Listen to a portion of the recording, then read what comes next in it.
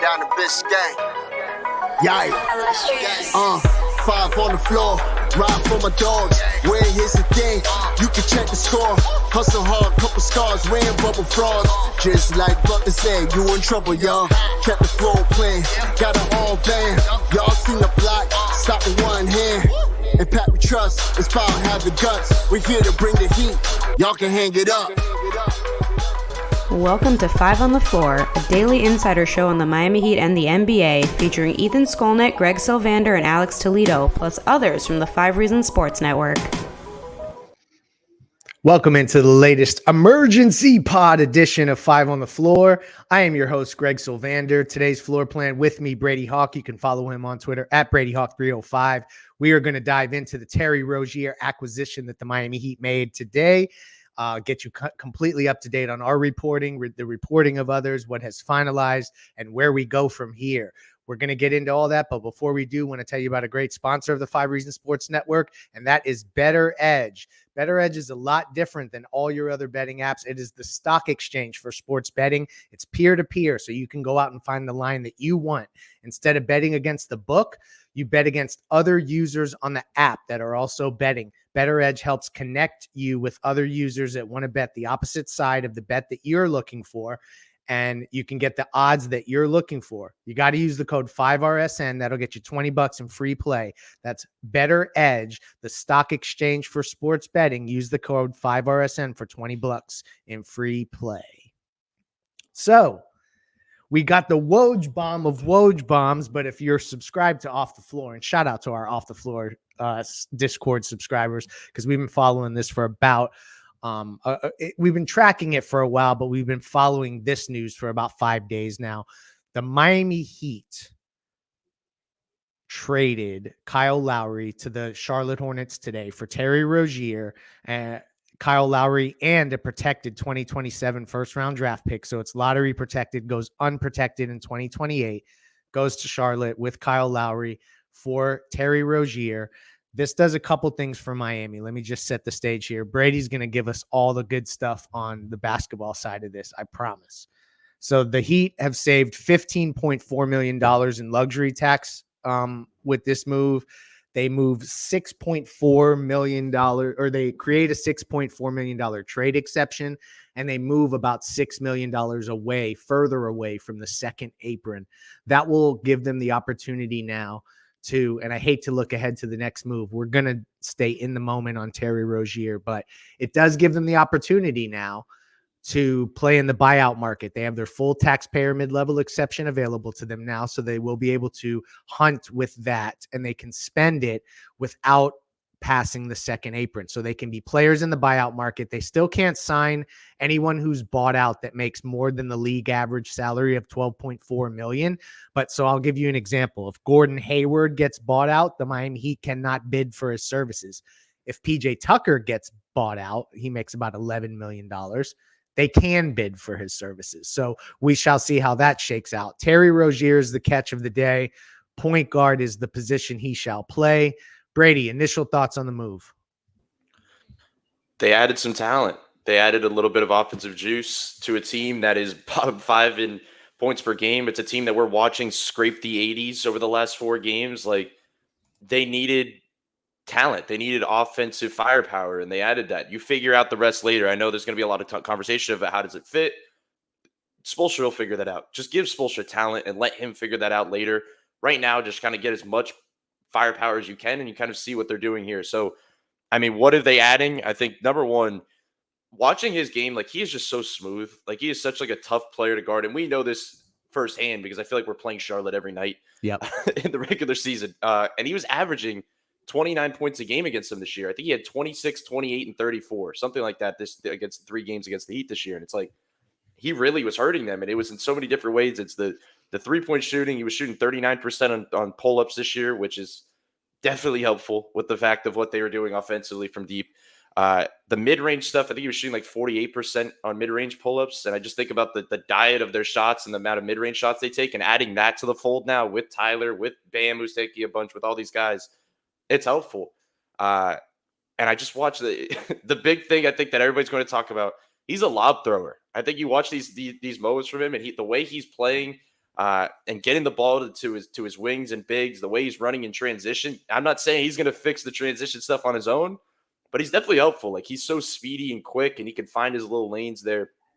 And I put it on our Off the Floor Discord yesterday when we were talking about Rozier. It was like, I think he's shooting an incredible level from two.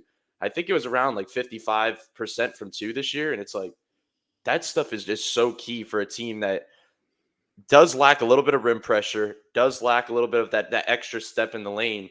And we'll see how he impacts these others. Now, the last thing I'll say before we kick into some other topics, I said it on Twitter earlier today. When I started watching the Rozier stuff, I was curious to see who would kind of pop into my mind as who would benefit most from playing next to him. Mm-hmm. And I had a very weird player that I think is going to benefit most from it, and it's Jaime Jaquez.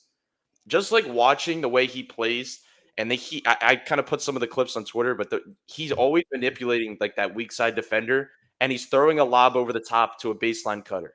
And it happens so often for the Hornets. And I'm thinking to myself, that is Jaime's game all day. Like, that is somewhere that he's going to be, that if that defender is looking at Terry Rozier, and now you have Terry Rozier and Tyler Hero on the perimeter that's kind of pulling that attention. Jaime's cutting and he's going over the top. And the fact that now they can maybe utilize his athleticism to his advantage a little bit when he returns, I don't know. That's kind of the guy that popped into my head as somebody that could be a sneaky combo with Terry Rozier. That's really interesting you went there, because I can absolutely see the play you're talking about where Jaime will just dive to the rim essentially and catch those backdoor lobs all day. An interesting stat that Synergy Basketball tweeted out today was that Terry Rozier ranks second in the NBA in pick and roll scoring efficiency. I think that probably could lean into Bam Adebayo's game. So when we talk about ways that it's going to improve the roster, it's not just his scoring firepower. It's not just Rozier's playmaking. It also is the fact that I think he'll fit nicely and complement their best players. And that's a big thing that I think that Kyle came here to do and initially did do and made other guys better to a degree. And I think it just, the time had ran out there. And we're going to end the episode talking kind of through the Kyle Lowry experience. So don't worry, we will go there, and we'll probably devote an entire episode to Kyle himself, honestly. You don't doubt that they start Terry Rozier from the get-go, right? There were some people on Twitter, and I hate to just reference social media, but that is the world that we live in, that were speculating that maybe this guy could come off the bench and that they'd stick with the starting lineup they have. I think that that's crazy. I think Rozier immediately is inserted into the starting lineup as the lead guard. What are your thoughts there, Brady? I don't think the question is who starts in the backcourt. I think the question is who starts at the four. Like, I think that's the question and topic we need to be having.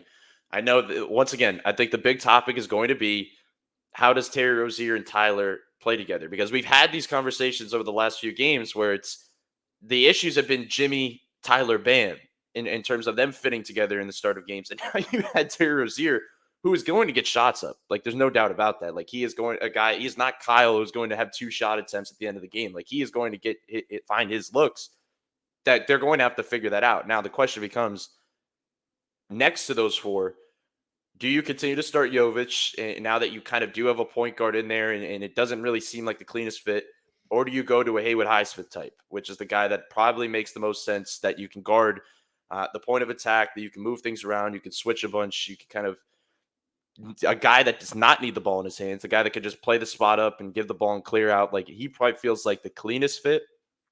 And the funny thing is, as we know this year, the Heat have no problem just changing around the starting lineup. Like, they could just mix it around and figure it out on the fly. But, like, this idea that they won't just, like, change 2 starters in the next game when Terry Rozier comes to town is crazy to me, because they will. Like, Spo is just going to figure stuff out right now in January and kind of see certain fits. And what we see in the first game probably won't be what we see in the last game of the regular season. I believe they'll kind of move stuff around a little bit. But this idea that Tyler's going to move to the bench or Terry Rozier is going to be a 6-man, I just don't see that. I cannot see that. This team cannot score. Like, yeah. I understand about the fit thing and that they also need to be able to play, but, like, they can stagger now, those 4. And they have kind of different scorers at different times with different lineups. But to start the game, you put those guys on the floor together and try to put as much talent out there and try to work the offense. So that's the part I'm not worried about. I'm just curious to see which direction he goes next to Bam. Definitely. I wholeheartedly agree with you that they can't overthink this starting lineup stuff. You start these best players and you make them figure it out. And that's what you pay Eric Spoelstra for. We're going to get into kind of what we should see initially, when we expect to see him play, when we expect to see Terry Rozier play, and our final thoughts. We're going to cover this a ton, y'all. So this was just the emergency pod. We'll have you followed up with something from Ethan. Alex will jump in here as well. So we'll have you covered. Want to tell you about another great sponsor, and that's Water Cleanup of Florida, the one-stop water and mold cleanup shop. This is where you want to go for your preventative maintenance, y'all. Like, this is the important part of this thing that a lot of people don't think about.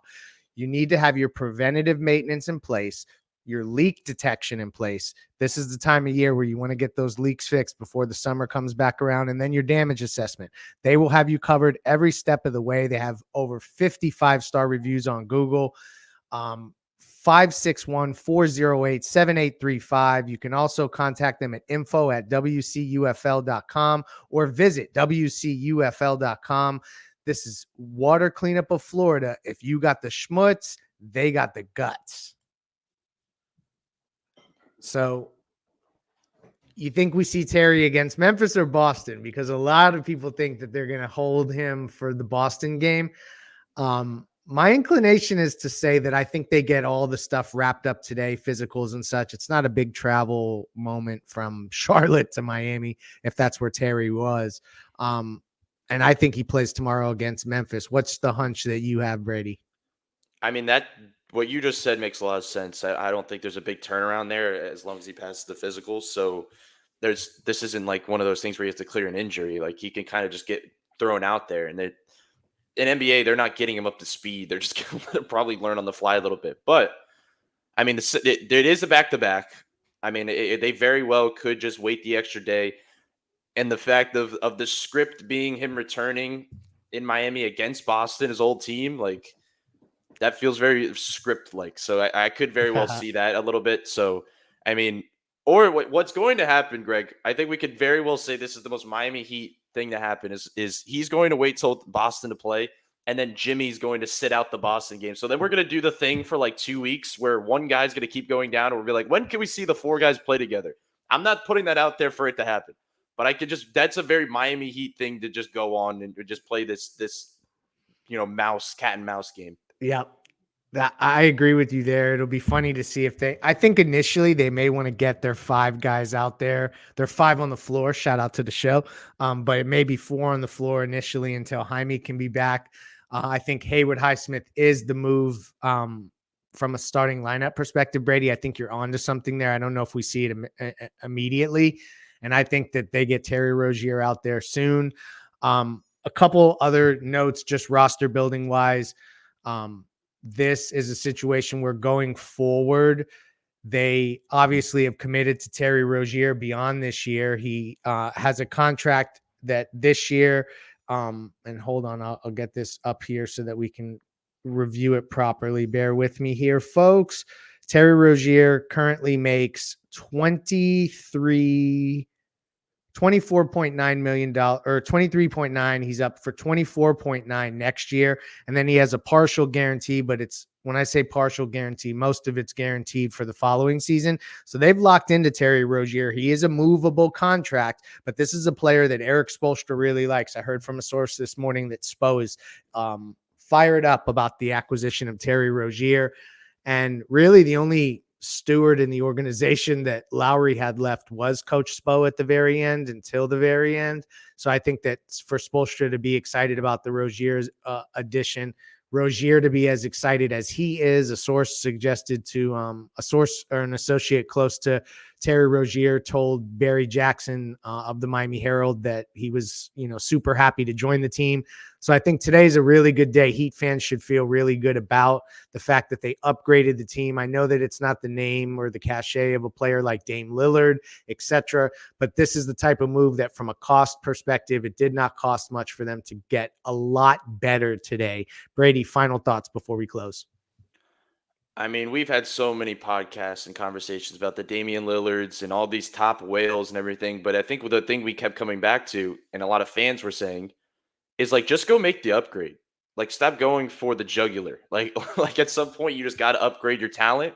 And that's what they did today. Like they went from a guy that was averaging, single digit points to a guy that is an absolute bucket and can score the ball on a team, once again, that needs scoring. They just need a little bit more of that on that side of the floor. And there's conversation, I guess, about his defense and how to look. I am more optimistic that Spo can coach up his defense than some other guys that we talked about in the past. Like, he is a guy that Spo can make look good defensively and can put in certain spots and can be that quick pest type of defender. I'm actually really curious to kind of note that as we move forward, because I think that's going to be an interesting storyline. But I'm just curious about the fit stuff. Caleb Martin, didn't he play with Caleb Martin? I like, he has a couple the guys in this team in relationships, I think, in the past. I mean, I guess Bam's probably friends with him because Bam's friends with everybody in the league. But there's just certain things, like I said earlier, the transition stuff, playing that fast style. Like, as much as we talked about it with Kyle when he first was acquired, like, Kyle does the hit-ahead pass. But, like, this is a guy that's literally going up the floor himself and making things happen and collapsing. That, like, maybe we see 1 or 2 transition buckets a game at this point. Like, maybe we can get a little bit of juice in that area. So I just want to see them find now. I know I think we're going to talk about a little podcast, what's next, because maybe the storm isn't over. Maybe there's more coming. Yeah. But I just at some point want to see them find a little bit of continuity with their rotation. And that's not even counting the injury stuff, because the injury stuff you can't really account for. But I'm talking about, like, just knowing who your starters are and knowing who your core bench guys are. And then you can move guys in when guys go out. But it's just knowing what roles these guys are supposed to be in. Because I think you look around and once again, we had this conversation a ton with Jimmy, Tyler, Bam, and now Terry. These guys need to know what their roles are heading into March. They need to know where they're supposed to be, because they cannot have this thing where it's like, okay, my turn, your turn, my turn, your turn, and it's going back and forth. And it's like, okay, Jimmy, save us. Okay, Tyler, hit a shot. See if you can be ignitable. This is the time of the year right now that they made this trade, that they can kind of find a rhythm and kind of find their spot. So that's the good thing I'll be looking for. But I think this is a really positive trade. They made a really big upgrade. Let's see how it works out. I think it's a perfect time as well with a couple of home games coming up. Agree. The home games will be big. I also think that you're right. It's like a moment where the pecking order can be established. The rotation can be established. Roles can be established. I think that you're now going to have people are going to subtly have to shift roles with Terry coming in. It's not going to be like having Kyle there. So they're going to have to do this and undertake this role shifting one more time. Maybe if, you add another player at the deadline, if Caleb Martin's contract ends up being something that you move, that's somebody you insert, but it's not quite the level of Terry Rozier, who I think projects to be a pretty big part of what the Miami Heat do going forward. All in all, great day for the Heat. I ultimately think that this will make the team a lot better. We shall see as they start playing tomorrow and at home against Memphis and then Boston. I think that you'll see Terry Rozier suit up in one of the two. We will have you covered for those. We'll have you covered before then with another Rozier-centered podcast with Ethan, Alex, and the rest of the crew. Brady, thank you for helping me jump in on this emergency show. Shout out to our sponsors, Better Edge, Water Cleanup of Florida, and Terry Rozier. Scary Terry is in Miami. Thank you for listening to the 5 on the Floor on the 5 Reasons Sports Network. After all, someone needs to listen to my dad.